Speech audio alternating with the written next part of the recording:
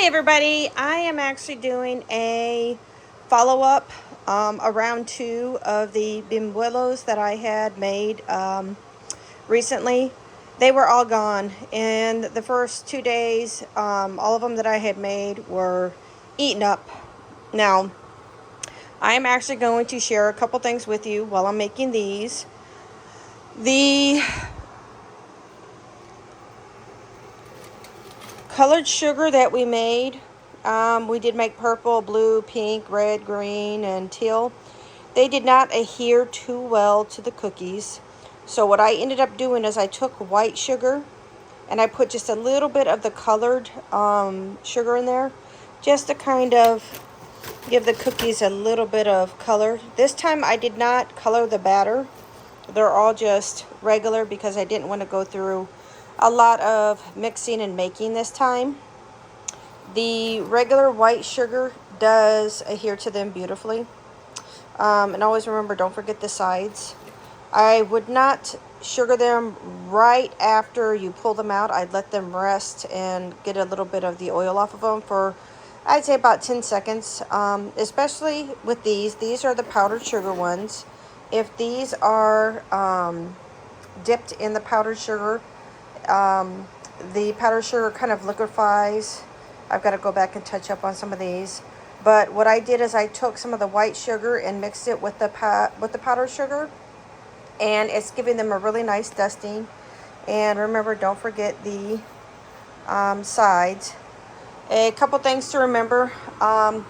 You're not going to want to do these really fast. First and foremost, there's a lot of oil. So like I said, I've got this one right here. It's cooled down. So I'm not going to dip. I'm just going to sprinkle. And I am wearing a glove doing this because my hands were getting super sticky. And making sure I'm doing the sides. Making sure you guys can see. Now, sometimes the sugar will block the little holes. If you don't mind that, that's okay. But I just give it a good shake. Beautiful. And it's going into the pile. And I have a towel over here where I rinse my sugar out. But a couple tips. I've noticed that when I try to go fast with just one mold, it doesn't adhere really well to the mold because the mold does get cool. So you do want to make sure, and like this mold right here, whenever I turn it, it doesn't tighten really well into the mold. This piece right here, when I turn it, it always seems to be loose. So just be careful whenever you're using your molds. Now what I do is, I've noticed that if I just go straight down and come right out, well, I did that kind of fun, but you see that the batter doesn't have time to adhere to the mold. I kind of did that on purpose because I wanted you to show that you can't just dip. I mean, you could, but it's not going to be worth it. But if you dip and come right out, and see, this is why you don't want to, these are don'ts. You don't want to cover the top of the mold, because now look what I did. Gonna have to scrape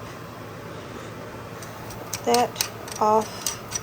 See, that's why you do not want to top the mold. You want to just get it right to the sides.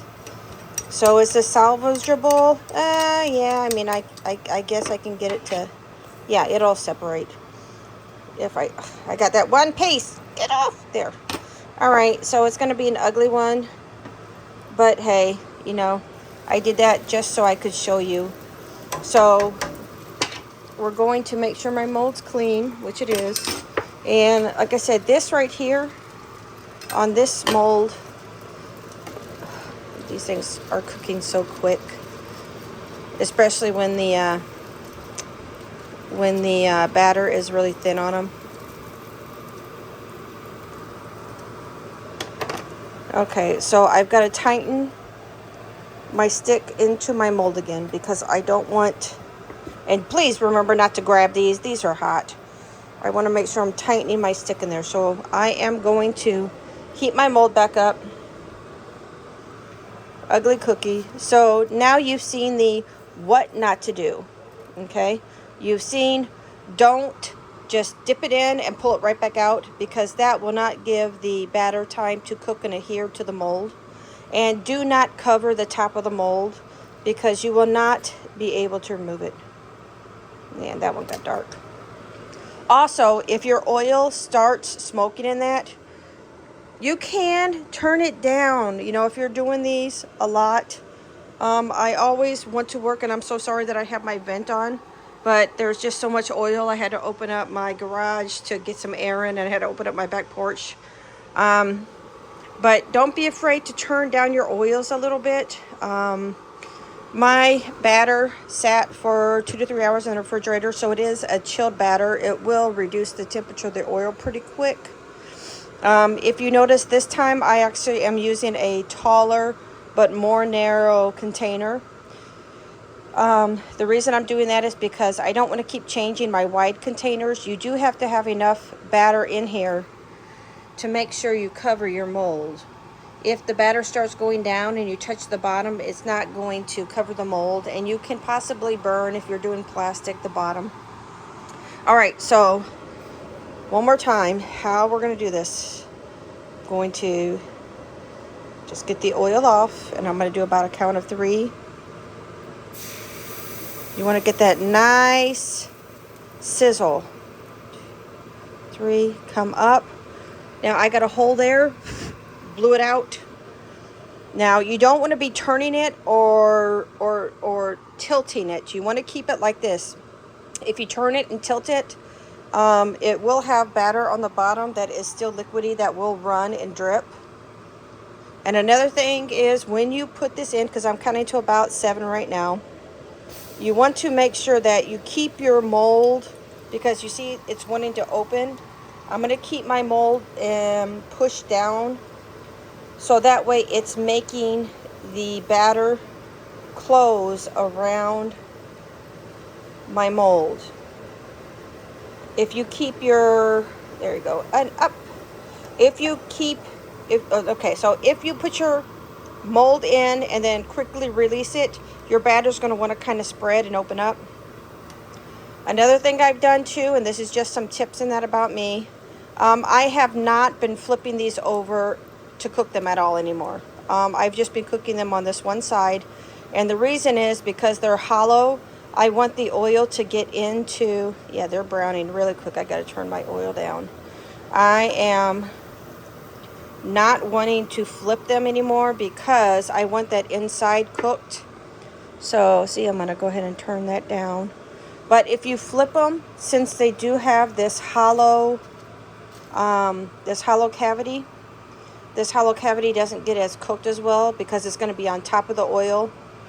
So I just keep cooking them so that way the oil does cook inside a little bit more. All right, so we're going to do one more. And remember, I'm sorry, this is a slow process. I mean, if you have more than one mold, that's fine. And then 1, 2, 3, and up. You see all that steam? That just means that the batter is cooking and adhering to the mold. I have a beautiful, yep, like I said, sometimes those holes will be full. You just blow into them. 6, 7, and down. And like I said, you can see it's wanting to separate. So I am just holding it down into the oil so that way it closes up around the mold. Okay. Now again, my oil is getting a little bit hot, and the cook times are being rapid. They're getting dark pretty quick, so I turn my oil down. And I am not, like I said, I am not flipping them over. I'm just keeping them on this side. And I am dipping and turning them so that way the hot oil gets on the inside and does cook the inside. They will be a little bit pliable, they harden up when they cool down. So if you have one that's kind of warped, just lay it flat and it'll straighten out. All right, and we're gonna do this one again. So, like I said, I try to do these with the powdered sugar by themselves. With the powdered sugar by itself, the powdered sugar kind of started to liquefy and do like the gel thing whenever they were kind of hot. So I waited for the Buñuelos to cool down, and I also did mix in a little bit of white sugar with them, and it is coating them very, very well. So I will probably have to dip them again, but like I said, this is just a update on the first time I've made them. Like I said, I wish that the colored sugar would have worked a little bit better, but the colored sugar, because of the gel I used, wasn't able to just attach to them very well. I'm sure that maybe a professional dryer sugar, or if I would have dry, I don't know, but it just did not adhere to them very well. So with that, I am gonna go ahead and finish up these. And Christmas, it's Christmas Eve. So I know everybody's out there making all kinds of goodies and stuff. Christmas is tomorrow. So I just wanted to do this video and just say one more time, have a Merry Christmas and Happy and safe New Year. Enjoy the time with your family. And I am super excited. I am getting close to 400 subscribers. Woohoo! I can't believe it, but I wanted to say thank you all so much. And with that, I'll see you in the next video. Bye-bye.